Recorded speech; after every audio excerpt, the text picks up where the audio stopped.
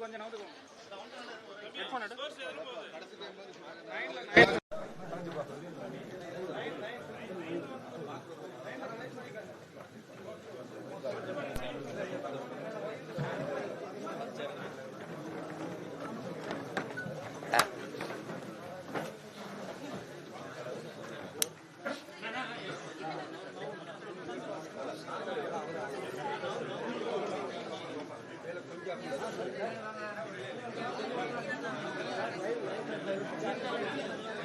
நலம்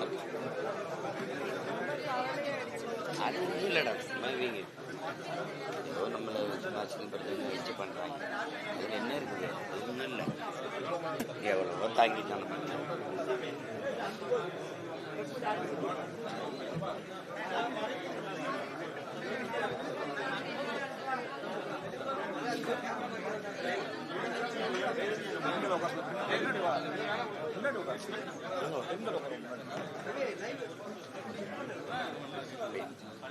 அமைதியா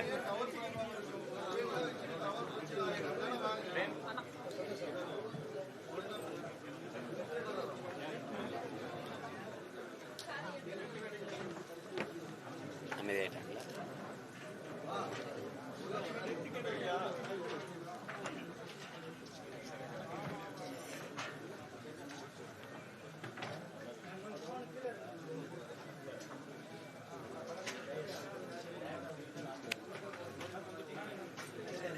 பயங்கரமா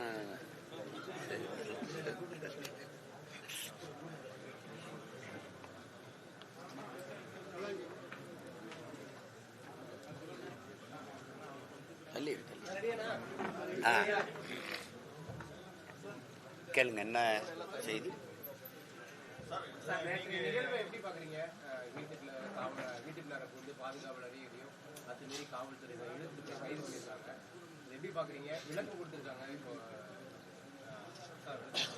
இல்லை, நீங்க எல்லாம் அதை எப்படி பாக்குறீங்க? ஒரு ஊடகவியலாளரா சரி, இல்லை பொது மனிதரா எப்படி பாக்குறீங்க?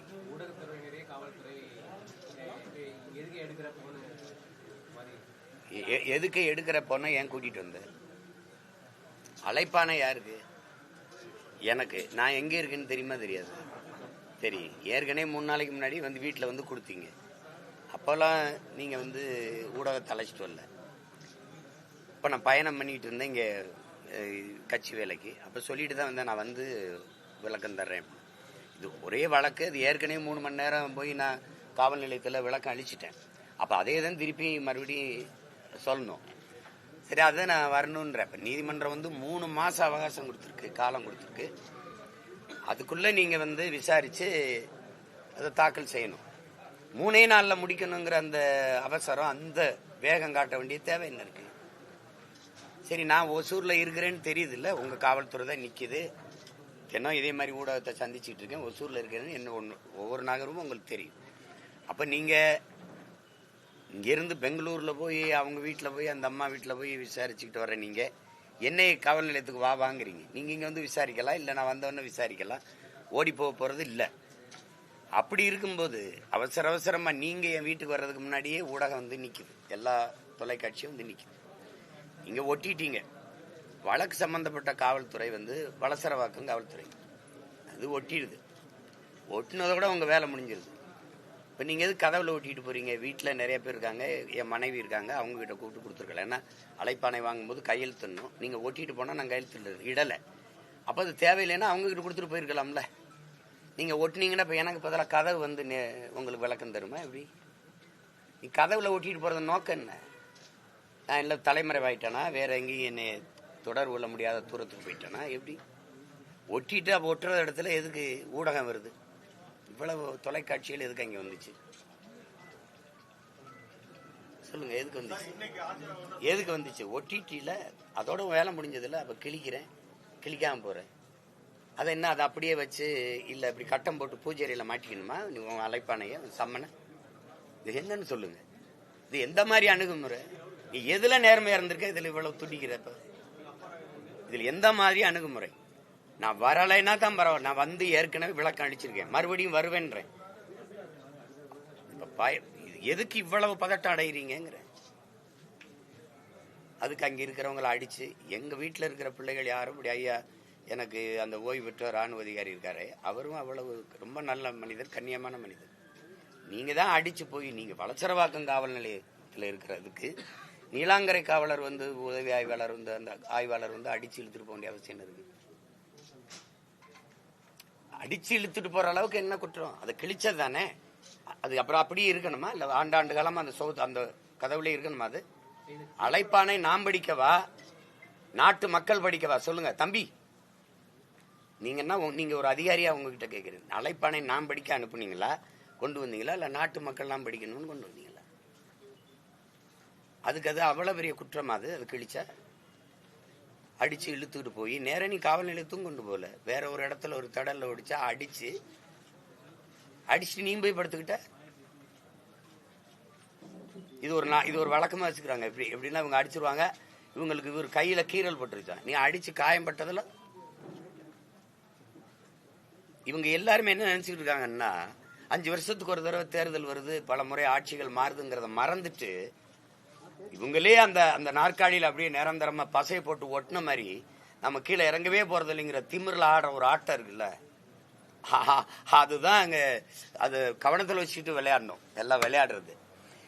நீ பயப்படுறவனாவது ஒருத்தர் சொல்லுங்க, நீங்க இத்தனை வழக்கு போட்டிருக்கீங்க, ஒவ்வொரு வழக்குக்கும் வந்து நேர் நிக்கிறேன், நான் முடிஞ்ச நேரம் ஒரே நேரத்தில் 4 அழைப்பானைனா எங்க போக முடியும்? ஒரு ஆள் தானே. வராம இருந்தா சொல்லலாம். இப்ப நீங்க எதுக்காக நீங்க இந்த வேலையை செய்யறீங்க? இன்னைக்கு ஒசூர்ல நான் இருக்கேன்னு சரி, இன்னைக்கு இருக்கிற நவீன உலகத்தில் எனக்கு பகிரிலே அனுப்பியிருக்கலாம், உங்களுக்கு அழைப்பானை அனுப்பியிருக்க. எதுக்கு வீட்டுல போய் ஒட்டணும்? வீட்டுல யாருக்கான்னு கேட்டிருக்கலாம். என் மனைவி இருக்காங்க, என் மனைவி கொடுத்துருங்களா? அவங்க சட்டம் படிச்சவங்க, இந்திய குடிமை பணிக்கு தேர்வு எழுதி தேர்ச்சி பெற்றவங்க. நீங்க அவங்க கிட்ட கொண்டு கொடுத்துருக்கலாம்ல. நீ வந்து கதவுல ஒட்டிட்டு அதை கிழிச்சாங்கிறதுக்காக நீலாங்கரை காவலர் அந்த உதவி ஆய்வாளர் வந்து வேக வேகமா இதை வந்து அடிச்சு இழுத்துட்டு போக வேண்டிய தேவை என்ன இருக்கு? அவர் ஒட்டிட்டு போயிட்டாருல்ல, வளசரவாக்கு காவலர் ஒட்டிட்டு போயிட்டாரு, படிச்சிட்டோம்ல. இந்த மாதிரி ஒட்டிட்டு போயிட்டாங்கிற தகவல் எனக்கு வந்துருச்சு. அப்புறம் அது அதுக்கு அங்க படம் காட்டணுமா? அதை வர போறவங்களுக்குலாம் நோக்கம் என்ன? இதற்கு முன்னாடி இதே போன்ற சம்மன் ஜாபர் சாதிக் வழக்குல, அந்த போதை கடத்தல் வழக்குல கைது செய்யப்பட்ட ஜாபர் சாதிக் வீட்டுல ஒட்டின சம்மனை அவங்க தாயை கிழிச்சிருக்காங்க. ஆனா அங்க காவல்துறை அந்த மாதிரி நடவடிக்கை எடுக்கல. அது வழக்குல, அந்த குற்ற வழக்குல ஆட்சி சம்பந்தப்பட்டிருக்குல்ல, அது உங்க ஆள் இல்ல. இது எதுல நீ சரியா இருந்திருக்க? இந்த இதுல வந்து உடனே அதை விசாரிச்ச நீதியை நிலைநாட்ட துடிக்கிறேன். நீ பல்கலைக்கழக வளாகத்தில் நடந்த தங்கச்சிக்கு நடந்த கொடுமைக்கு என்ன விசாரிச்ச? பொள்ளாச்சியில் நடந்த அந்த கூட்டு பாலியல் வன்கொடுமைக்கு என்ன விசாரிச்ச? இது என்ன? இது பாலியல் வழக்குன்னு யாரு? முதல்ல அந்த பொம்பளை யாரு? சொல்லிட்டா அது குற்றமாயிருமா? 1000 பேர் 1000 சொல்ல விசாரிக்கணும்ல. விசாரிக்காம நீ உறுதி பண்ணிட்டு போயிட்டு இருந்தீன்னு என்ன அர்த்தம்? என்ன அர்த்தம்? என்னமோ வயசுக்கு வந்தோன்னா குச்சில் இருந்த பொருளை தூக்கிட்டு போய் அப்படி சோளக்காட்டில் வச்சு குண்டு கட்டா கற்பழிச்சு விட்ட மாதிரி கதறிட்டு இருக்கு எல்லாரும். என்ன உங்க மனநிலை என்ன? இதே சீமான்யா ஒரு சாதாரண இயக்குனர், அவருக்கு ஒன்றும் மதிப்பு இல்லை, படங்களும் இல்லை, வீட்டில் இருக்கிறேன், இந்த மாதிரி வழக்க நீ எடுத்து பேசுவியா? நீ ஒரு முழு அதிகாரம் சேர்ந்து இதுக்கு சுத்துறிய. ஏன்னா என்னை பார்த்து நீ நடுங்கிட்ட, என்னை சமாளிக்க முடியல, என்ன செய்யறது தெரியல, நான் எடுத்து வைக்கிற கருத்துக்கு அரசியலுக்கு என்னோட மோதி ஜெயிக்க முடியல. அப்பப்போ ஒரு பொம்பளை கொண்டாந்து முன்னாடி நிறுத்துற தானே. வேற என்ன காரணம் சொல்லு? என்ன இதுல நடக்குது சொல்லு? என்னமோ அப்படியே கல்லூரியில படிச்சிருக்க பிள்ளைய நான் விருப்பமே இல்லாம கடத்திட்டு போய் கற்பழிச்சு விட்ட மாதிரி. என்னங்கடா உங்க நாடகம்? என்ன விளையாட்டு பண்றீங்க நாட்டுல? இதெல்லாம் என்னைய கேட்கறது எதுக்கு? பெரியாரை பத்தி பேசிட்டு இப்ப போய் எவ்வளவோ மக்கள் பிரச்சனை இருக்கு மகாராசா, எவ்வளவோ மக்கள் பிரச்சனை இருக்கு, அதெல்லாம் பேசல. எவ்வளவு திமிரோட இருக்க பாரு. என்னை நீ சமாளிக்க முடியல, என்னை எதிர்த்து நின்று அரசியல் செய்ய முடியல. இவ்வளவு அதிகாரம், படை பலம், ஓட்டுக்கு காசு கொடுக்காம 10,000 ஓட்டு ஒரு தொகுதிக்கு வாங்க முடியுமா? எதுக்கு பெரிய கட்சி? உண்மையிலே பெரிய கட்சி நான் தான். நானா நீங்களானா நான் தான் பெரிய தலைவன். ஒரு ரூபா காசு இல்ல, ஒரு பிள்ளைகளுக்கும் பின்புலம் இல்ல. எளிய பிள்ளைகள் நாங்க ஒரு தொகுதிக்கு 20,000, 15,000, 28,000, 22,000 இப்படி வாக்க வாங்கி வச்சிருக்கோம். நீங்க நின்னு பாருங்க தனியா. 234 வேட்பாளர் போடுங்க பாப்போம். திமுக போடுங்க. இந்தியாவின் நம்பர் 1 முதல்வர் போடுங்க. 234 போடணும். ஆனால் தனியா போடணும். மனச்சான்றுக்கு விரதம்னா 1 ரூபா. நேர்மையாளர்கள் மாறி மாறி ஆட்சி செஞ்சிருக்கேன் உங்க அப்பா காலத்திலிருந்து. நீங்க உண்மையிலேயே மனச்சான்றுக்கு விரோதம் இல்லாம இந்த மண்ணுக்கு மக்களுக்கு நல்லது செஞ்சது உண்மையானால், சத்தியமானால் அதையே சொல்லி வாக்குக்கு காசு கொடுக்காம வாக்கு வாங்கி காட்டணும். என்னைய தாண்டி காட்டணும். இந்த எளிய மகனை நீ வென்று காட்டணும்.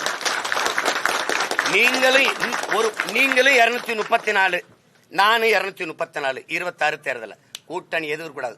உன் கருப்பு சிவப்பு கொடி என் தலைவன் ஏந்தி, என் பாட்டன் சோழன் ஏந்திய புலிக்கொடி. நான் சண்டை போடுவோம்.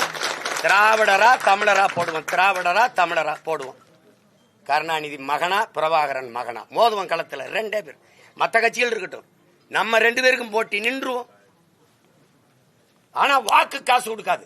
நான் ஆட்சிக்கு வரல, எனக்கு சாதனைன்னு ஒன்னும் சொல்லிக்கிறல. நான் வந்தா செய்வேன் தான் என் மக்கள்கிட்ட சொல்ல முடியுது. நீங்க வந்திருக்கீங்க, செஞ்சிருக்கீங்கல்ல, சொல்லி கேளு. உங்களை மாதிரி உங்க அப்பா முதலமைச்சர் அப்படி நான் வந்தவன் இல்ல.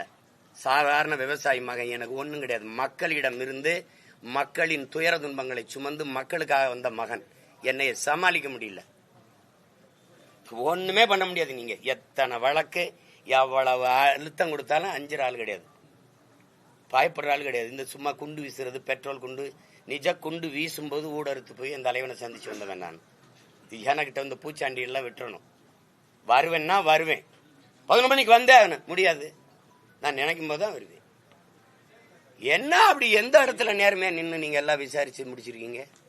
தம்பி ஆங்ஸ்டாம் கொலையில எத்தனை மாதமா விசாரிக்கிற? 3 பேரை சுட்டா ஏன் சுட்டான்னு கேட்டா விளக்கு இருக்கா?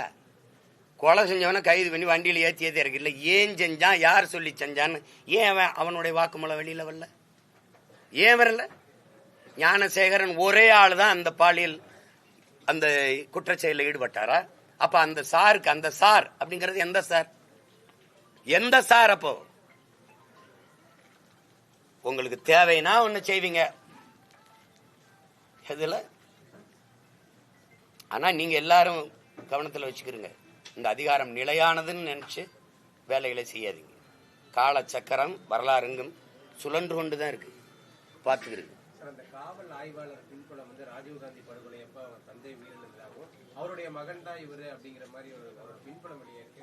அதை எப்படி பாக்குறீங்க? இல்ல அதனாலதான்? அதெல்லாம் நான் பாக்கல. அவர் எனக்கு தெரியும். எங்க அண்ணன் SSPயா இருக்கும்போது சந்திரசேகர் அவர் வீட்டுல அவர் கீழே அவர் பணி செய்யும் போது பல முறை பார்த்திருக்கேன். இதே பல தடவை இந்த இதுலப்ப எங்க வீட்டுக்கு பாதுகாப்பு நின்னவர் தானே. இப்ப எல்லாரோட நல்லா பேசுறவர் தான். திடீர்னு அவருக்கு ஏதோ ஒரு ஆவேசம் வந்து அவர் ஏதோ இயங்குறாரு. அவங்க அப்பா இறந்ததுக்கு அதுக்கு நம்ம ஒன்றும் பண்ண முடியாது. ராஜீவ்காந்தி இறந்ததுல உங்களுக்கு இவ்வளவு வழி இருக்குன்னா, ராஜீவ்காந்தியால நாங்க 2020 20,000 பேர் 30,000 பேர் இறந்துருக்கோம். அதையெல்லாம் யாருக்குமே உங்களுக்கு தெரியுமா தெரியாது? அதுக்கு நீங்க பழி வாங்குறீங்களா? அதெல்லாம் பேசுங்க, எல்லாத்தையும் பேசுங்க. தர்மம்னா, நியாயம்னா, உண்மைனா எல்லாத்தையும் பேசணும். ஒரு நாட்டின் படையை அனுப்பி பாதுகாக்க போறேன்னு சொல்லிட்டு என் மக்களை கொண்டு குவிச்ச கொடிய படையை அனுப்பிய தலைவர் மதிப்பிற்குரிய ஐயா ராஜீவ்காந்தி அவர்கள். நீங்க பேச யாரு இல்லைன்னு நினைக்கிறீங்க? ஒரு மகன் நான் இருக்கேன். என்னை சுத்தி பல லட்சக்கணக்கான படை இருக்கு. சும்மா நாங்க விட்டு அப்படி சின்ன பயில நினைக்காதீங்க. அதிகபட்சம் நீ என்ன பண்ணிடுவேன்? என்னை வளர்த்த தலைவன் எப்படிமா சாக துணிஞ்சிரு, எல்லாம் சாதாரணமாயிரும் சொல்லிதான் அனுப்பியிருக்காப்ல. அதுக்கெல்லாம் பயப்படுற ஆள் கிடையாது. அதிகபட்சம் நீ ஜெயில போடலாம், போடு. உங்க அப்பா போட்டவர் தானே. ஓராண்டுக்கு மேல போட்டார், தொடர்ச்சியா போட்டார். பயந்த மாதிரி தெரியுதா? சொல்லு, பயந்த மாதிரி தெரியுதா இல்ல பயப்படுற மாதிரி தெரியுதா? வழக்கு அது என்ன நான் பார்க்காத வழக்கா? தமிழ்நாட்டில் இருக்கிற அரசியல் தலைவர்களே அதிக வழக்கு வாங்கின ஒரு மகன் நான் தான். எனக்கு முன்னாடி அண்ணன் நக்கீரன் கோபால் இருந்தாரு. அவர் அரசியல் இல்லை. இப்ப அவரை நான் முந்தி போயிட்டேன். அவர் 200 வச்சிருந்தாரு, இப்ப நான் 230க்கு மேல போயிட்டேன். நீங்க பெரியார பேசிட்டாரு அப்படின்னு ஒரு வழக்கு கொண்டு வரீங்க. நான் கேட்கறதுக்கு தான் நீங்க பதில் சொல்றோம். மொழி பொறியியருடைய தினத்தை நீங்க கொண்டாடுறீங்களா இல்லையா? இப்ப புதுசா வீர வணக்கம்லாம் சொன்னீங்களா இல்லையா? மொழி பொறியியலுக்கு இந்த இந்தி மொழி திணிப்பினால் என்னுயிரும் தமிழ் மொழி இறந்து விடுமோ என்று போராடி உயிர் நீத்த வீர மறவர்களுக்கு வணக்கம் செலுத்துறீங்க. அதை நான் வரவேற்கிறேன். ஆனா இந்தி எதிர்ப்பு போராட்டத்தில் ஈடுபட்ட போராட்டக்காரர்களை எல்லாம் இந்த துப்பாக்கி எதுக்கு வச்சிருக்கு போலீஸ்? சுட்டு கொல்லுங்க, 4 காலி பயல்களை சுட்டு கொண்டீங்கன்னா கலவரம் அடங்கிரும்னு சொன்ன பெருமகன் யாரு? ஐயா பெரியார். முதல்ல தமிழ்நாட்டில் இந்தி பள்ளிக்கூடத்தை திறந்த மகாத்மா யாரு? தம்பி அண்ணனுக்கு எடுத்து அது பெரியார். இப்போ நீங்க ஒண்ணு இவரை தலைவராக வச்சுக்கிறீங்க, போராடி சத்த எங்களை மொழியை காக்க எங்களுக்கு ஒரு வணக்கம் செஞ்சுக்கிறீங்க. இதுதான் அற்ப ஓட்டுக்காக வாக்குக்காக போடுற கேவலமான நாடகங்கிற. ஒண்ணு இங்க நில்லு, ஒண்ணு இல்லைன்னா இங்க நில்லு. கேட்கறதுக்கு பதில் இருக்கா? இருக்கணும்ல. நீங்க மொழி அழிந்தால் இனம் அழிந்துருவீங்க. மொழி அழிந்தால் அப்புறம் கலை இலக்கியம் பண்பாடு அடையாளம்லாம். இனம் அழிஞ்சிட்டு அதுக்கப்புறம் இருந்தா என்ன இல்லைன்னா என்ன? மொழி அழிந்தால் கலை இலக்கியம் பண்பாடு அடையாளம் எல்லாம் அழிஞ்சிரும். அழிந்தால் இனம் அழிஞ்சிரும். அதான் கடைசி. அப்ப அந்த இனம் அழிஞ்சிரும் தெரியும்ல. இந்த மொழி சனியன், இதை விட்டு ஒழியுங்கள் அப்படின்னு சொன்னா அதை ஏற்கிறீங்களா? எதுக்கிறீங்களா? நீங்க தான் சொல்றீங்க மொழி அழிஞ்சா இனம் அழிஞ்சிரும்டா, எதுவுமே இருக்காதான்னு. அந்த மொழியை அழிங்கன்னா இன அழிப்பு தானே. அதை சொன்னவரை தலைவராக இருக்கிற நீங்கள் எப்படி அப்புறம் தமிழ் மொழி வாழ்க, தமிழ் மொழி அழிஞ்சிடக்கூடாது அப்படின்னு ஒண்ணு இது உண்மையா? இல்ல அழிக்க சொன்னவரை தலைவராக இருக்கிறது உண்மையா? இத கேள்வி கேட்டா இதுக்கு விளக்கம் தான் சொல்லணும். இழிவா பேசிட்டாரு போடுறா வழக்கன்னு போட்டா அதுக்கெல்லாம் பயப்படுறாளா நீ? நானு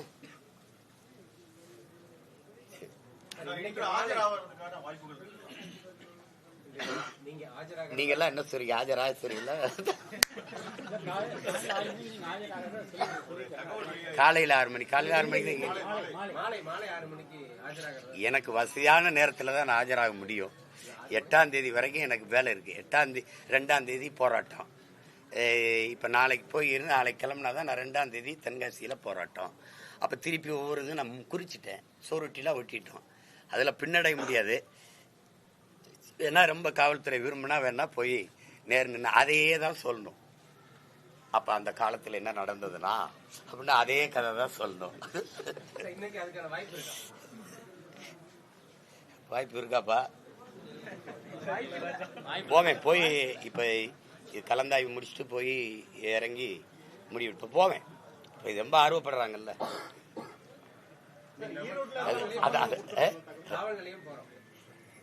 ஆமா, அவங்க என்ன அவ்வளவு மதிப்பு இல்லை. அந்த பொம்பளை கொடுத்த மரியாதை நமக்கு இல்லை நாட்டில். ஏன்னா இது தேடி போய் வீட்டில் போய் அம்மா தாயே அப்படின்னு கேட்பாங்க. நம்ம அப்படி இல்லை, அப்படி இல்லை. அதனால நம்மளை காவல் நிலையத்துக்கு வர சொல்லி தான் விசாரிப்பாங்க. போவேன். போய் எப்படி நம்ம போய் இறங்க எப்படி 6:30 ஆயிரும், 6 மணியை போல போவேன். உறுதியா போவேன்.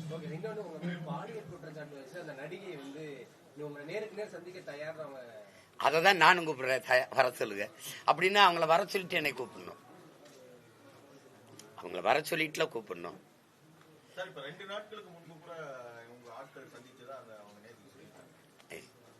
எங்க ஆட்கள் சந்திக்கணும் இல்ல, சந்திக்க வாங்கன்னு அவங்க கூப்பிட்டுருக்காங்க. அதுக்கப்புறம் அவங்க தொடர்புக்கே வரல. குறிப்பா 2 கோடி ரூபாய் வரை கொடுக்க தயார் அப்படிங்கிற மாதிரியான ஒரு செய்தி பரவுது. அவங்களுக்கு அந்த நடிகைக்கு சொல்லிக்கிற வேண்டியது ஏதோ சொல்லிக்கிற வேண்டியதான். நீங்க திருமணம் ஆயிடுச்சு, 7 முறை கருக்கழிச்சிருச்சு அப்படிலாம் நீங்க பாத்தீங்கன்னா, ஒரு ஆண்டுக்குள்ள 7 முறை கருக்கழிச்ச சாதனையால நானா தான் இருப்பேன். அப்படிதான் உலகத்துல அதுலயே சிறையில இருந்துகிட்டே கருவை கலைக்கிற ஆளு நானா தான் இருப்பேன். அதுக்கப்புறம் திருமணம் ஆயிடுச்சுன்னா நீங்க திருமணம் ஆனதுக்கான சான்றிதழை காட்டணும். முதல்ல நீங்க அளிச்ச புகார்ல எங்களுக்கு திருமணம் ஆயிடுச்சுன்னு சொல்லலையே. 2வது புகார்லயும் சொல்லலையே. திருமணமான அதுக்கான படங்கள் அதுக்கான இதெல்லாம் காட்டியிருக்கணும். அப்படின்னா எனக்கு திருமணம் ஆகும்போது அதை வெளியிட்டு தடுத்துருக்கணும். எங்களுக்கு திருமணம் ஆயிடுச்சுங்க, மறுபடியும் ஒரு திருமணம் ஆகலாம். இதுல இருந்து நீங்க இதையே யாருமே கேட்க மாட்டீங்க என்ற கேக்குறீங்க. உங்களுக்கு இது ஒரு சுவாரஸ்ய கதையா இருக்குது, ரசிக்கும்படியான ஒரு கதை. அப்ப நான் செய்யறத தப்பு நினைக்கிறேன். அப்ப நானும் இனிமே ஒரு ஆடியோ வெளியிடுறேன். ஏங்க நீங்க தான் அவர் தராரு. அவங்க பல ரூபாய்களை, லட்சக்கணக்கான ரூபாய்கள் நகைகளை எனக்கு கொடுத்துட்டதா சொல்லிதான் சொல்றீங்க நீங்க. அப்புறம் நான் அவங்களுக்கு கொடுக்குறேன்னு சொல்றீங்க. நானே தெருக்கோடியில நின்றுக்கிட்டு இருக்கேன். எனக்கு எங்கிட்ட 2 கோடி இருக்குது. அதாவது அவங்க என்னன்னா ஒரு காலகட்டத்தை எங்களுக்கு ரொம்ப இதாயிருச்சு. 15 வருஷம் கழிச்சு சாக போறோம் அப்படின்னு எனக்கு எங்க வீட்டுல வேலை செஞ்ச ஒரு பையன், அந்த கால வேலை செஞ்சவனை பிடிச்சி அழுது இது பண்ணி அந்த குரல் செய்தியை கேட்டோன்னு சரி இப்போ ஏதாவது கொடுத்து உதவுங்கன்னு சொன்னேன். சாக போறோம், எங்களுக்கு மாசம் அந்த குரல் செய்தி அப்புறம் நான் வெளியிடுறேன் பாருங்களேன். அதை கேட்டா நீங்க கூட காசு கொடுப்பீங்க. உதவின்னு கேட்கும்போது அது கொடுத்து தொலைக்கிறதா, அது அவங்களுக்கு நமக்கு எந்த தொடரும் இல்லை. கேட்டோன்னு சரி கொடுத்தோம். ஒரு 2-3 மாசம் ஏதோ தம்பிங்க கொடுத்து உதவி இருப்பாங்கன்னு நினைக்கிறேன். ஏதாவது உதவி விடுங்கன்னு சொன்னேன். அதுக்கப்புறம் திருப்பி தான் அந்த மறுமனு ஈரோடு இடைத்தேர்தலில் பெரியார் பற்றி பேசினார். அவங்களுக்கு ஒரு சம்மன் இன்னைக்கு கொடுக்கறத ஒரு தகவல். அது புதுசிலையை வாங்கிக்கிற வேண்டியதான். அது நிறைய வழக்கு போட்டிருக்காங்கல்ல, அதில் அது ஒன்று ஏற்கனவே கொடுத்துருக்காங்க. இருந்தாலும் மறுபடி கொடுத்து சீக்கிரம் வாங்க என்னை பார்க்க அவ்வளோ அவசரப்படுறாங்க. அதுக்காக மறுபடியும் வருது. ஒரு சும்மா அவங்க எங்ககிட்டயா மோதிரணி நாங்கள் என்ன பண்ணுறோம் பாரு அப்படின்னு. அதான் திரும்ப சொல்றேன், இந்த அதிகாரம் உங்களுக்கு மட்டுமானது அல்ல. 5 வருஷத்துக்கு ஒரு முறை தேர்தல் வருது, ஆட்சிகள் மாறி வருது. மனசுல வச்சுக்கிட்டு ஆட்டத்தை ஆடுங்கன்னு சொல்றேன்.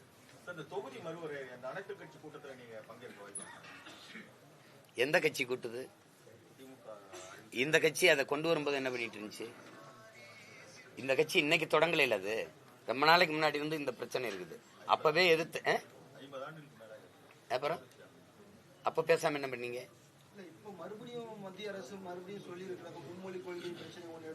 மும்மொழி கொள்கை இன்னைக்கு நேத்து இல்ல, அன்னையில இருந்து இருக்கு தம்பி.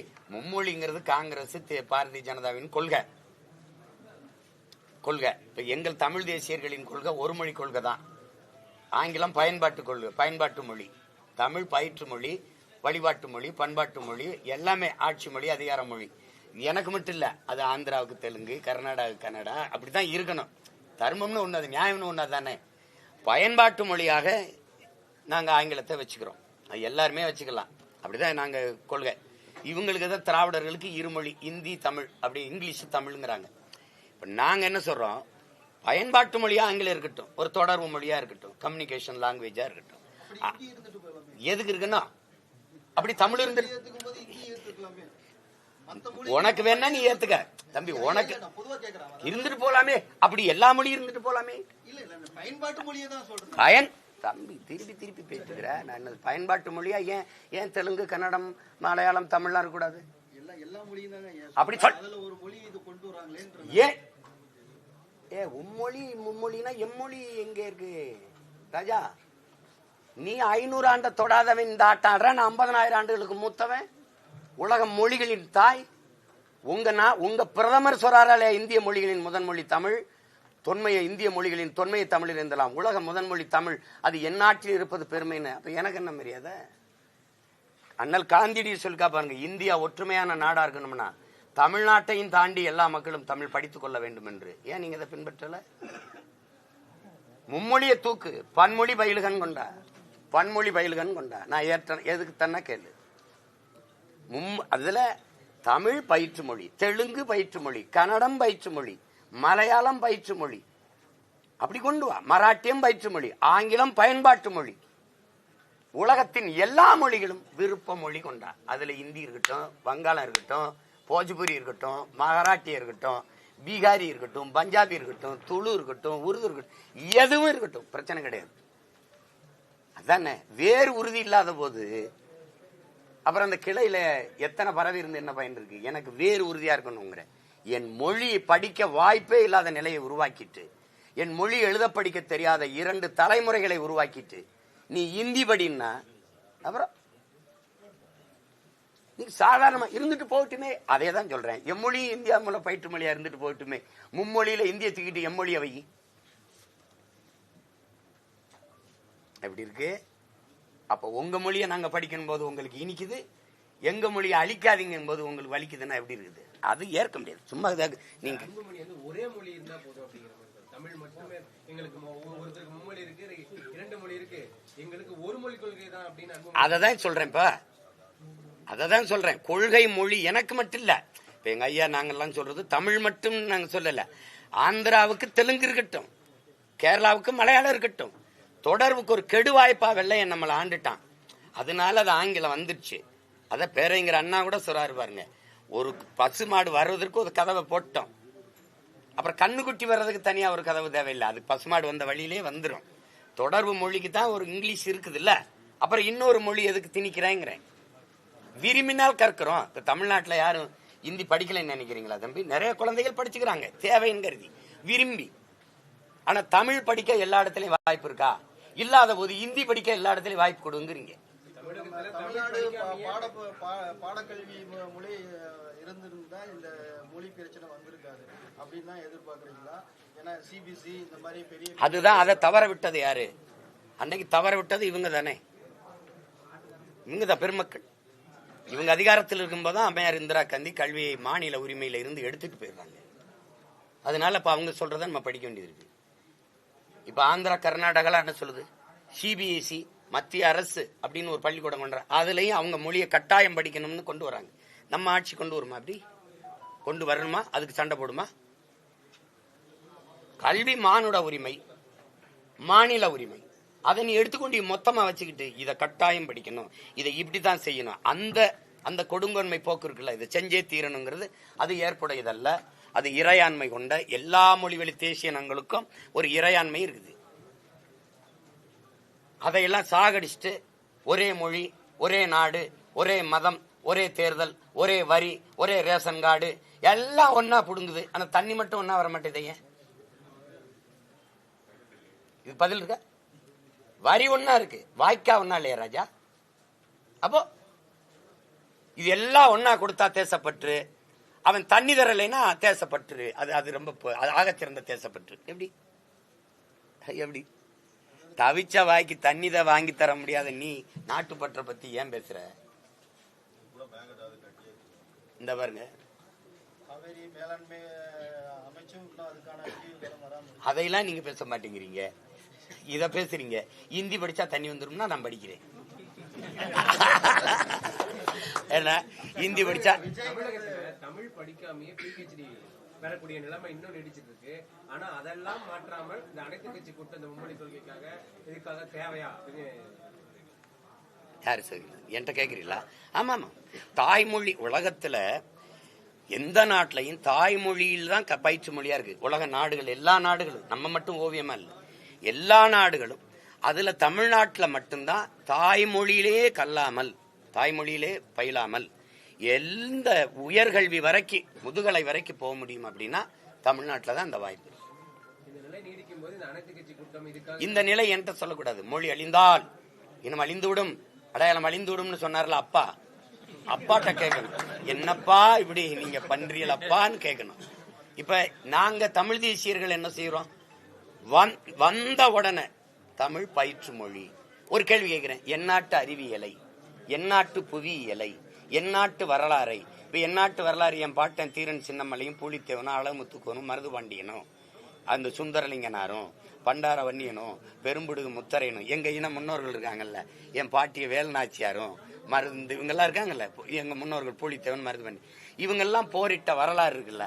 மொழிக்காக என் முன்னோர்கள் போராடியது, செக்கெடுத்தது, விடுதலைக்காக போராடியது, தூக்குல தொங்கியது என் பாட்டன் செக்கெடுத்து, இந்த வரலாறு இங்கிலீஷ்ல படிக்க வேண்டிய நெசசரி இருக்கா? ஏதாவது இருக்கா? அவசியம் இருக்கா? எதுக்கு படிக்கணும்?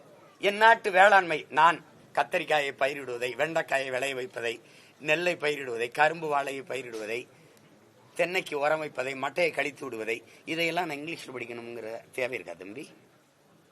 இங்கிலீஷில் படிக்கலாம், மற்றதெல்லாம் எதுக்கு இங்கிலீஷ்ல படிக்கணும்? எதுக்கு படிக்கணும்? அதுல அறிவியல் மொழி இல்லைங்கிறீங்க. தமிழ் அறிவியல் மொழி இல்ல. 5500 ஆண்டுக்கு முன்னாடியே தமிழர்கள் இரும்பை பயன்படுத்தியிருக்காரு. அது என்ன மொழி? சிரிக்காம சொல்லுங்க, அது என்னது சொல்லுங்க தம்பி. மண் இருக்குல்ல, மண்ணுல குழாய் செஞ்சு தண்ணியை கடத்திருக்கான் தம்பி, கீழடியில 2200 ஆண்டுக்கு முன்னாடி சும்மா தோராயமா சொல்றீங்க. ஏன் 5000 ஆண்டுக்கு முன்னாடி கூட இருக்கக்கூடாதா? தமிழ் அறிவியல் மொழி இல்ல, மருத்துவ மொழி இல்லைங்கிறீங்க. மருந்தன வேண்டாவாம் யாக்கைக்கு மருந்துன்னு சொல்றாரு பாருங்க. அருந்தியது அற்றது போற்றி உனின்னு பாடுறாரு. இது மருத்துவம் இல்லையா? சாப்பிட்டது நல்லா செமிச்சிருச்சான்னு பார்த்து சாப்பிடுறா. மருந்து சாப்பிட வேண்டிய தேவையே வராதரா நோயல் என்றார். அவன் 7 சீர் விருத்தத்துல சந்தத்தை 7 சீர்ல பாடியிருக்கான். இது பெருசா இருக்கு வள்ளுவேன் அப்படின்னு பின்னாடி ஒரு கிளவி வாரா. அவன் பசித்து பூசின்ட்டு போறான். கேப்சூல் மாதிரி கொடுக்குறான், சின்ன மாத்திரையா. அவன் கஷாயம் கொடுக்குறான் வள்ளுவேன், இவன் ஒரு மாத்திரை கொடுக்குறான். எங்களை விடவா அறிவியல்? சரி, அகர முதல எழுத்தெல்லாம் ஆதி பகவன் முதற்றே உலகு, இதுக்கு சரியான பொழிப்புற சொல். அவன் பிக் பேங் தியரியை சொல்லியிருக்கானா இல்லையான்னு. உலகத்தின் எல்லா மொழியும் அகர ஒளியில் தொடங்குவது போல இந்த உலகம், இந்த பூமி சூரியனிலிருந்து தொடங்கி இருக்குது, பிறந்திருக்குது. புரிதுங்க? முதற்றே பகவன், முதற்றே உலகு. பகவன் என்றால் பகலவன், சூரியன், ஞாயிறு, கதிரவன், அதை குறிக்குது. அதை ஏன் நீ ஒத்துக்க மாட்ட? அணுவை பிளந்து எழுகடலை புகுத்தி குறுக திரித்த குரல்னு அவை திருக்குறளை பாடுறான். எப்படி பாடுறா?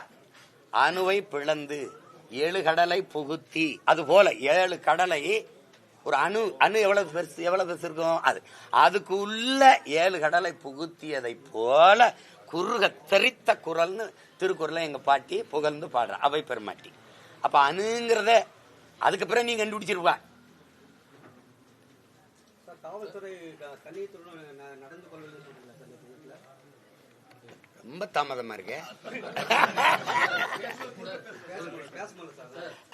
கட்சியிலிருந்து தொடர்ந்து அங்கிருந்து ஒரு சில நிர்வாகிகள் வெளியே வந்துட்டே இருக்காங்க.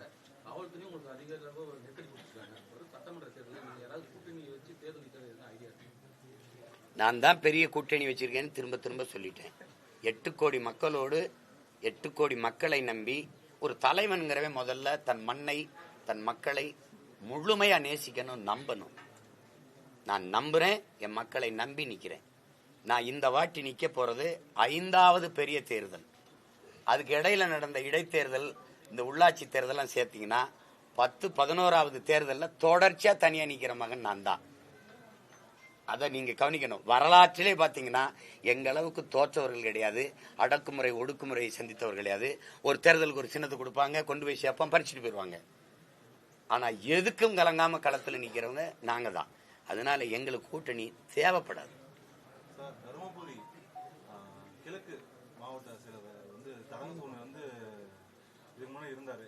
தற்போது தலைமையில திடீர்னு அவரை நீக்கிட்டு தர்மசெல்வன்ற ஒருத்தர் போட்டிருக்காரு. அவர் நேற்று இந்த ஆய்வு கூட்டத்தில் என்ன சொல்லியிருக்காருன்னா, தலைமை சொல்றதா இதுக்கப்புறம் எல்லா நிகழ்வுகளையும் கேட்கணும். அதாவது மாவட்ட ஆட்சியர் எஸ்பி இவங்களுக்கு பேச்ச கேட்டாதான் இவங்க பதவியில நீடிக்க முடியலன்னா தூக்கிடுவேன்னு சொல்லிட்டு ஓப்பனா செயற்குழுல பேசியிருக்காரு. அந்த ஆடியோ இப்ப வைரல் ஆயிட்டு இருக்கு. அதை எப்படி பாக்குறீங்க? ஒரு திமுக மாவட்ட செயலாளர் நினைச்சா எஸ்பி மாத்த முடியுமா? எல்லாத்தையும் தூக்கி அடிச்சிருவாங்க. முடியும். ஏன்னா திராவிட மாடல்ல எதுவும் முடியும். ஏன்னா கதவுக்கு சமன் அனுப்ப முடியும், கடலுக்கு கைவிலங்கு போட முடியும். இதெல்லாம் திராவிட மாடல்களினுடைய பெரிய சாதனை. அதை ஒன்றும் பண்ண முடியாது. நீங்க எல்லாத்தையும் என்கிட்ட கேட்குறீங்களே ஒழிய உங்களுக்கு இதனால கோபம் வருதா, வெறுப்பு வருதா? ஏன்னா அவ்வளவு மாவட்ட செயலாளருக்கு இவ்வளவு அதிகாரம் இருக்குன்னா, மாவட்ட ஆட்சியரை விட அவருக்கு அதிகாரம் இருக்குது அப்படின்னா எங்க திரும்பி செல்கின்ற தமிழக அரசியல் தலைவர்களுக்கும் தமிழக முதல்வர் திரும்பி செல்கின்ற விஜய்க்கு என்ன வித்தியாசத்தை பாக்குறீங்க? திரும்பி எங்க செல்றது? அவங்க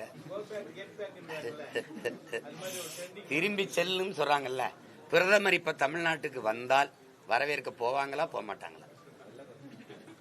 சிரிக்காத, வெள்ளக்கொடி காட்டுவாங்க. இது ஒரு அத வரவேற்பேன். அண்ணனுக்கு நடந்த அநீதியை பொறுக்க முடியாம விட்டுருப்பாரு. தம்பிக்கு கொடுமை நடந்தா நான் விட்டுருக்கேன். கலந்த காலங்களில் சண்டை போட்டிருக்கேன். அவருக்கு ஒரு தொல்லைனாலும் நிற்பேன்.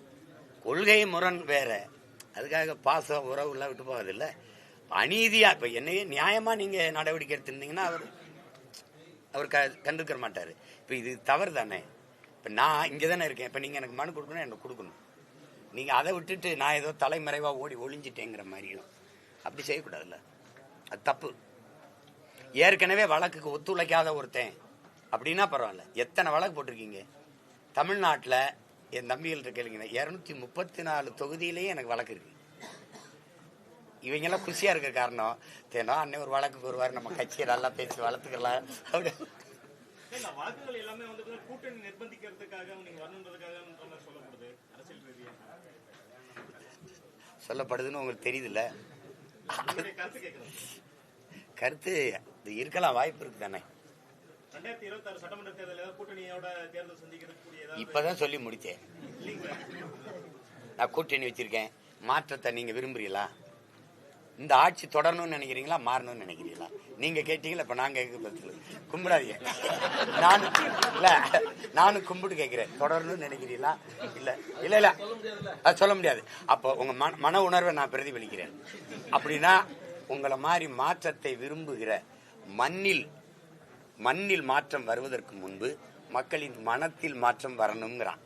அப்போ இந்த மாற்றத்தை விரும்பி நிற்கிற மக்கள் ஒவ்வொருத்தர் இருக்காங்களே. இந்த ஊழல் பிடிக்கல, லஞ்சம் பிடிக்கல, இந்த பாலியல் வன்கொடுமை பிடிக்கல, பசி பஞ்சம் பிடிக்கல, இந்த அடக்குமுறை ஒடுக்குமுறை பிடிக்கல, தொட்டதுக்கெல்லாம் இந்த முறையற்ற நிர்வாகம் பிடிக்கல, நடக்க பாதை இல்லை, படிக்க கல்வி இல்லை, படிச்சா வேலை இல்லை, வேலைக்கு போன சம்பளம் இல்லை, பணி நிரந்தரம் இல்லை, இவ்வளவு பிரச்சனை இருக்குல்ல. இந்த எல்லா குமுறலோடு இருக்கிற மக்கள் இருக்காங்களா, அவங்களோட கூட்டணி வச்சிருக்கிற ஒரே மகன் நான் தான். அதனால நான் தான் பெரிய கூட்டணி. தருமபுரி மாவட்டத்துல வெடி விபத்து ஏற்பட்ட குடும்பத்தை வந்து ஆறுதல் கூறதுக்காக விடுதலை சிறுத்தை கட்சிக்காரர் தலைவர் வந்து அண்ணன் திருமா அப்போ வந்து ஒரு மேடை பேச்சில் வந்து என்ன சொல்லியிருக்காங்கன்னா, வருகின்ற தமிழ்நாடு தேர்தலில், அதாவது 2026 தேர்தலில் விடுதலை சிறுத்தை கட்சி இல்லாமல் அரசியல் நகர்வு அப்படின்ற மாதிரி ஒரு இது போட்டிருக்காரு. அது உங்களுடைய பார்வை? அது ஏற்கக்கூடியதானே. அண்ணன் சொல்றது. இப்ப வட மாவட்டங்கள்ல வந்து திமுகவின் அதிகப்படியான வெற்றிக்கு காரணம் அண்ணன் தான். அதுல அவருடைய வலிமை அவருக்கு தெரியுதோ இல்லையோ, ஹரியில் இருந்த தம்பி, அவர் தம்பி எனக்கு தெரியும். அது அதில் இருக்கிற எல்லாருக்கும் தெரியும், ஒவ்வொரு விடுதலை சிறுத்தைக்கும் தெரியும். அவர்களைப் போல ஈடுபாட்டோட களப்பணியாற்றுவதற்கு ரொம்ப கம்மி தான், மற்ற இயக்கங்கள்ல கம்மி. எங்க இயக்கங்கள்ல எங்க பிள்ளைகள் உழைப்பாங்க, அவ்வளவு ஈடுபாட்டோட உழைப்பாங்க. அந்த இதுல சொல்றாரு. இப்ப அவர் வேணாம்னு தவிர்க்க சொல்லுங்களேன். திமுக தான் யாரு தகவல் தெரிந்தும் கூட்டணியிலே இருக்கிறாரு, அதை எப்படி பாக்குறீங்க? இப்ப கூட்டணியில் இல்லை. இப்ப நான் வந்து அவரு வலியோட பதிவு செஞ்ச ஒரு மொழியை நான் திருப்பி உங்களுக்கு பதிவு செய்யறேன். என்னை மனிதனாவே மதிக்காத இந்த மக்கள் தலைவனா எப்படி ஏற்பாங்கன்னு கேட்கிறாரு. உங்ககிட்ட பதில் இருக்கா? அவரை நீங்க தாழ்த்தப்பட்டவர் என்று பார்க்காம ஒரு தமிழனா பார்த்து இருந்தீங்கன்னா தமிழ்நாட்டிற்கு மிக சிறந்த ஒரு தலைவர் அப்பவே கிடைச்சிருப்பாரு. ஆனா நீங்க அவரை ஒரு தாழ்த்தப்பட்டவரா நினைச்சு சில பல தொகுதிகளே குறுக்குனது அது நாட்டு மக்களினுடைய தவறு தானே ஒழிய அவருடைய தவறு இல்லை. இப்ப என்னையே எடுத்துக்கிறங்க. ஒரு எளிய மகன் 13 ஆண்டுகளா இரு கையும் ஏந்தி கெஞ்சிட்டேன் என் மக்கள்கிட்ட. தொடர்ச்சியா உங்களுக்கு தெரியுது, கோவப்படுறீங்க, ஆத்திரப்படுறீங்க, சரியில்லைன்றீங்க. எதுவுமே சரியில்லை. ரேஷன்ல அரிசியாவது சரியா இருக்கா? எதுவுமே சரியில்லை. ஆனாலும் அந்த நேரத்தில் நீங்க அந்த திருப்பி இந்த அநியாயமான இந்த அநீதியான அரசு தொடர்வதற்கு திருப்பி அதே அதிகாரத்தை நிறுவுவதற்கு வாக்கு செலுத்தி விட்டுறீங்க. அது யாரோட தவறு? அங்கதான் பிரச்சனை. இப்ப அந்த இடத்துல அதனால அவர் சொல்றாரு. அவரு இப்ப சரி தனியா வந்து நின்ன என்ன செய்ய முடியும் சொல்லுங்க. நீங்க அவருக்கு வாக்கு செலுத்துவீங்களா? துணிஞ்சு சொல்ல முடியல. இல்ல பொதுவாகவே ஜனநாயகம் இல்லையா, அந்த வாக்கு செலுத்துறது யாருக்கிட்டையும் சொல்லக்கூடாதுன்னு அண்ணனுக்கு தெரிஞ்சது தானே. இப்ப எங்க ஆளுல கேட்பாங்க, நீங்க எல்லாம் யாருக்கு செலுத்துவீங்க? இதே வேற கட்சி. அப்ப நீங்க தமிழர் இல்ல.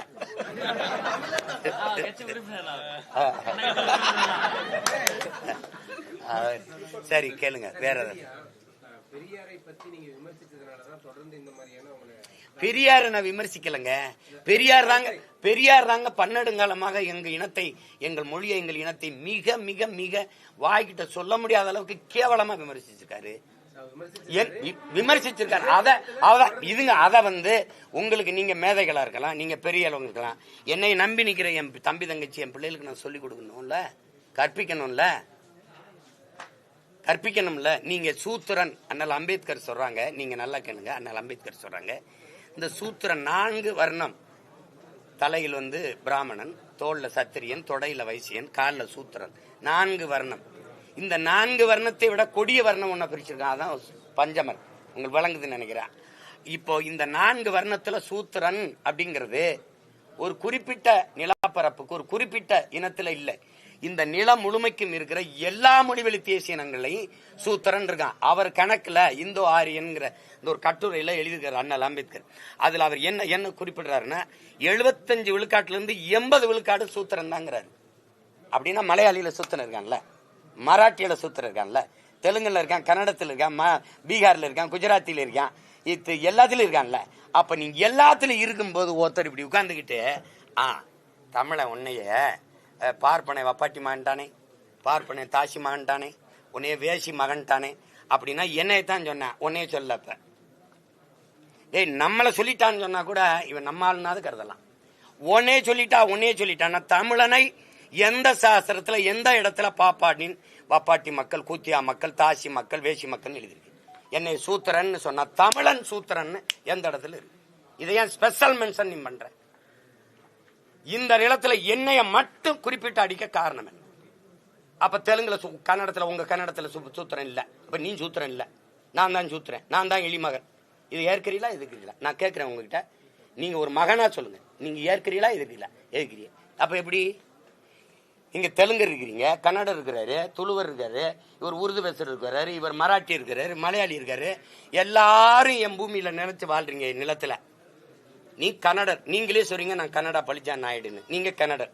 நீங்க இங்க உட்கார்ந்துகிட்டு ஓ மொழியில என்ன இருக்க, அது முட்டாளிகளின் பாஷை, அது காட்டுமிராண்டியின் மொழி, அது சனி, அதை விட்டு ஒளி, தமிழ் சனியனை விட்டு ஒளி. அதை படிச்சா உனக்கு பிச்சை எடுக்குள்ள லாய்க்கல. 3000 ஆண்டுகள் அவன் தமிழ் தாய் இருக்கிறதுனால அவன் உன்னை படிக்க வச்சாலா? அவ படிக்க வைக்காமையா கம்பன், கபிலன், இளங்கோ, வள்ளுவன், பாரதி இவெல்லாம் வந்தான்? அறிவு மூதாட்டி அவை வந்தா? இவ்வளவு காப்பியங்கள், இலக்கியங்கள், இவ்வளவு அறநூறிகள் வந்தது? சொல்லுங்க. நீ என் மொழியை இழிவா பேசுனீங்கல்ல, கடைசி வரை பேசிய மொழி எழுதிய மொழி அது. என் தாய்மொழியில் எழுதிக்கிட்டு என் தாய்மொழி இழிவா பேச நீ யார்? இந்த கேள்வி இருக்கா இல்லையா? இத்தனை மொழி பேசுற மக்கள் இருக்கும்போது தமிழில் என்ன சனியன் என்ன இருக்குன்னா, அப்ப தெலுங்குல இருக்கா, கன்னடத்தில் இருக்கா, அப்ப உருதுல இருக்கா, அப்ப மலையாளத்தில் இருக்கா, அப்ப மராட்டியத்தில் இருக்கா, இந்தியில இருக்கா? வருமா வராதா? இந்த நிலத்துல வாழ்ற எல்லாருக்கும் என் மொழி இழிவு அப்படின்னு சொல்லும் போது மத்த மொழி உயர்ந்ததுன்னு ஆகுதா இல்லையா? மொழியில் என்ன இருக்குதுன்னு சொல்லியிருக்கணும். ஓ மொழியில என்ன இருக்குன்னா அப்ப நீ யாரு? மொழி அபிமானமே இல்லை என்று சொன்ன நீங்கள் இங்கிலீஷ் படிங்கன்னு ஏன் சொன்னீங்க? தேசாபிமானமே இல்லைன்னு சொன்னா நீங்கள் திராவிட நாடுன்னு ஏன் பேசுனீங்க? நான் கேட்கறதுக்கு பதில் சொல்லணும், குறுக்கு மறுக்க ஓடப்படாது. நின்று நேர்மையாளன் விளக்கம் சொல்லணும். வழக்கு